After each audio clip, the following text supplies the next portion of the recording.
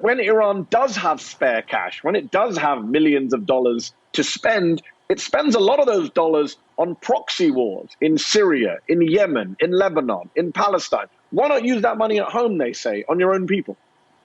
Come on, let's be serious here. The United States invaded Afghanistan from across the world. They invaded Iraq.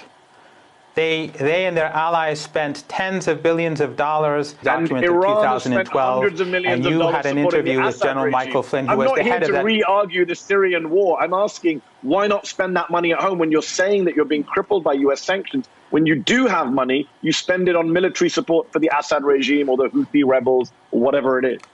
You know that's nonsense. Iran spends money at home, and that's why Western countries have failed in the fight against the coronavirus, and we see the catastrophe taking place in the United States and Europe. There are catastrophes across the world, but we would not have been in Syria. Okay. If you want Iran to spend more money on its own people, then stop intervening in countries like Iraq. The Iranian government refused to shut down flights between China and Iran for weeks.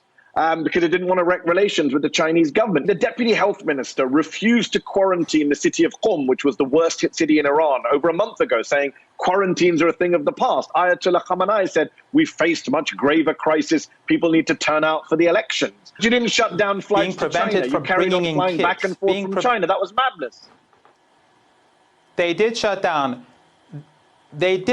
flights from China. The World Health Organization was opposed to a quarantine. They said it's not doable. And what was done in China, they said cannot be repeated in Iran and should not be repeated. If you want to criticize anyone, go criticize the World Health Organization. Earlier this year, Iran, for example, blamed the US when the Revolutionary Guard shot down that Ukrainian civilian airline and tried to cover it up.